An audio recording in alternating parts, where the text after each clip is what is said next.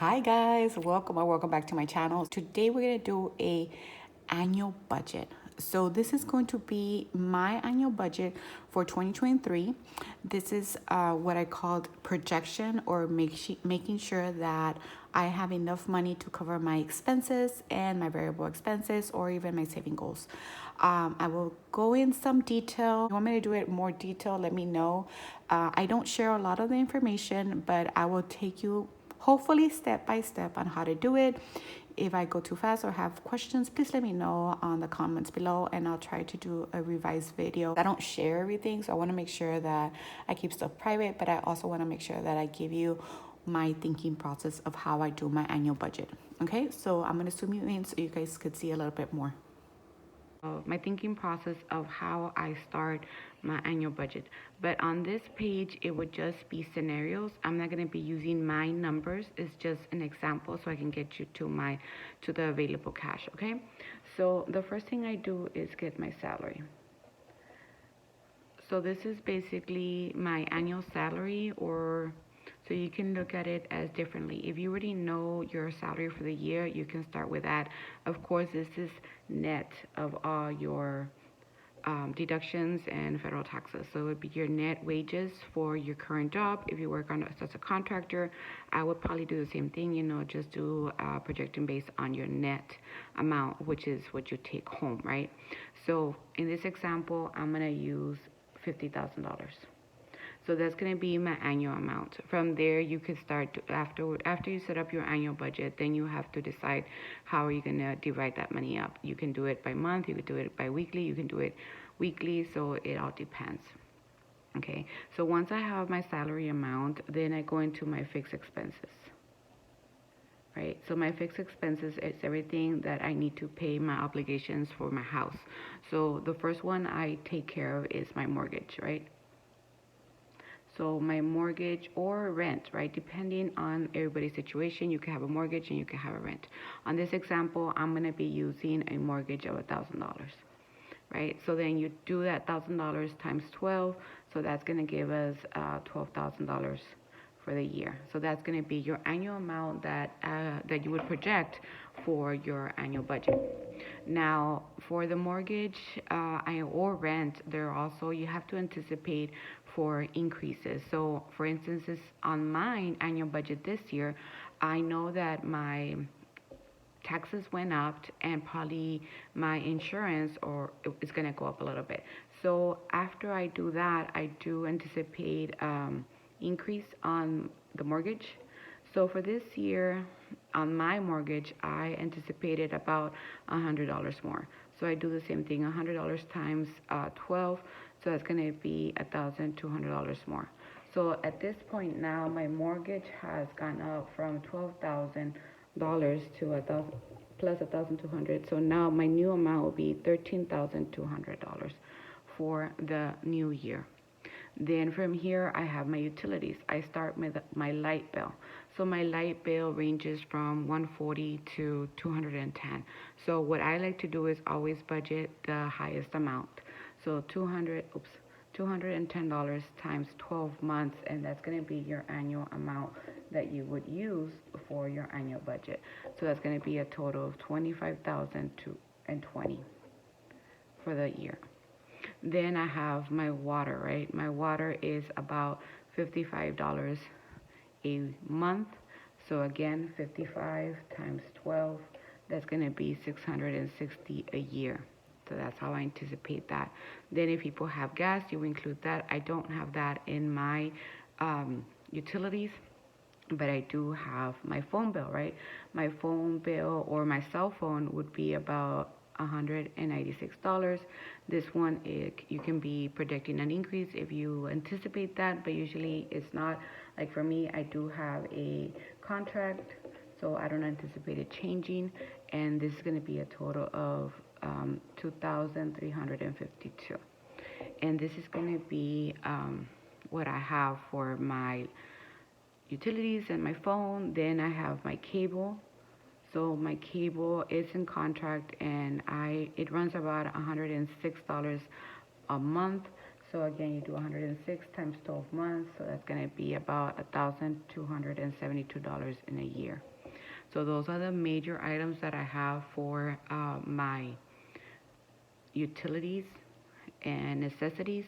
Then I would go in and do my insurance, right? So for my insurance, I do anticipate a change because my policy will update every 6 months, right? So right now my policy ends in January, so I have 1 month at 150, and then I anticipate a change in rate. So I'm gonna add an additional like $30, 180 times the 11 months. So this is how I would do my new rate, so I can account for the increase. So I would do 180 times 11 months plus the 150. So that's going to be a total of 2,130 a year. So those are most of my fixed expenses. And from there, then I only have my credit cards, right? Credit cards. So from my credit cards, I'm going to use the example of about $600 um, a month. A month. So this one I just do times 12 months. So 600 times 12 months. So here we're paying 7,200. So those are all my fixed expenses, but I also include a buffer. Now this is not a fixed expense, but I like to include a buffer in my account for all those unexpected items. And it's not a lot, it's about $20 a week. So that's going to be about 50 times 52 weeks. So it's about 1,040 a year. And that's just so that you can have enough money. And that it adds up because, like I said, I round up all these expenses. So that adds to my buffer. And then my salary, I decreased it or I rounded down, and I don't include, like, if you have any side hustles, I don't include those. I don't include incentives, anything extra, income tax, all that is not included because I want to make sure first, okay, how much am I earning and does that cover my fixed expenses? So that I can know, okay, let me see what I can do in my variable expenses, right? Because you have a little bit more control. So now let's see if we have enough money to cover all our expenses for this year. So let's get the total first. So the total for mortgage is 13,020 plus 2,520, 660, 2,350 plus 1272 plus 213 plus 7200 and plus 1040. So here at this point we have a total of 30,372 of just fixed expenses. Okay, so after that you subtract from your salaries minus your fixed expenses, and that gives you your available cash. So here your available cash would be 19,628. So you're still okay to go into your variable expenses. Now if this amount would have been in the red, meaning a negative amount, then you start cutting some of these expenses. Either the buffer goes, your cable might need to change and stuff like that. So that's the start of how I do my budget. And now let's take you to my real numbers on after I do all this, my available cash. So let's move you to my computer. Hi, okay guys, so here I'm gonna start with my actual budget and how I'm gonna calculate it or project for this year. So for after I did my salary and my fixed expenses, my projected amount is, let me give you that amount. My projected amount is $34,216, okay? So then this is the amount that I have available after my fixed expenses. So like I said, I budget per week, so I have my 52 weeks, and here I want to know what can I spend and how much money do I have remaining. So here I have the amounts, and I have formulas so we could see how much we have remaining after my variable expenses. So for my lunch money, this is money that I use for work. So I want to budget $20 per week, and that's gonna give me a total of 1,040. Then for my dining out, this is my quality time with my son. So this is gonna be, I wanna budget $100 a week. So that's $5,200 a year. Then for my household, I wanna budget $25 a week, and that's $1,300 a year. So this is because I know that I do coupon, but the expenses have gone up. So for my groceries, I usually budget $100, but I have seen that the amount has gone up significantly every time we go to the grocery stores. So I am anticipating to budget 120 a week now. So that's going to be 6,240 on groceries for the year. Then for my gas, currently I am going to budget $50 a week, and that's going to give me a total of 2,600 a year. Then I have my spending. So my spending is about $25 a week that I want to give myself. So that would be 1,300 a year that I would have. So from here you could tell that my available amount for the year is 17,280, which is a lot of money, and that's why I am currently doing a weekly check-in to see where I can reduce and if I can modify some of this information. So I still, after all that, I still have remaining 16,536. So from that amount, I do, this year I have a priority, and my priority is debt. But I do have to anticipate for my sinking funds some of the expenses that would happen this year. I need to make sure that I have money saved for that. So this one I worked it differently. I need to know the annual amount, and then I divide that by the number of weeks, so I can get my amount that I need for that week. So here I have labeled some of them as priorities from 1 to 10, and then some of them don't have priorities because on that one for this year, I'm not going to be focused really hard on it, but I will go ahead and just add very small amounts, and if I can, I'll budget some throughout my monthly budgets. But my first one is my property taxes. So my property taxes is for my land. So this amount is already something that I know. So I want to save $884 a year. So that would say that I need to save $17 a week to make sure that I meet that goal. Then my second one is my emergency fund. I want to make sure that I continue to save into my emergency fund, and that's going to be $520. So from there, that's telling me that I have to save $10 a week to meet my goal. Then I have number 3. So number 3 is my debt amount. So from here, I'm still looking to see how much money do I have remaining. I still have remaining about $15,000 in my available cash, and from there I have decided to try and pay off $10,400 this year. So that would mean that I would have to save about $200 a week to meet my goal.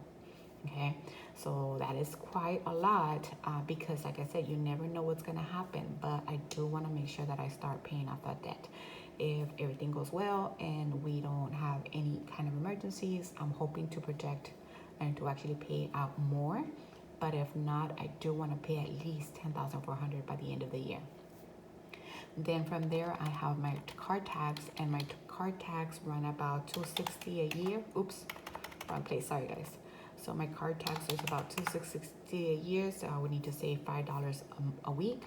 Then my maintenance is low; it's $260 a year, so it's $5 a week. But hopefully, I can do something. I want to make sure that my car maintenance is higher, but right now I need to focus on my debt.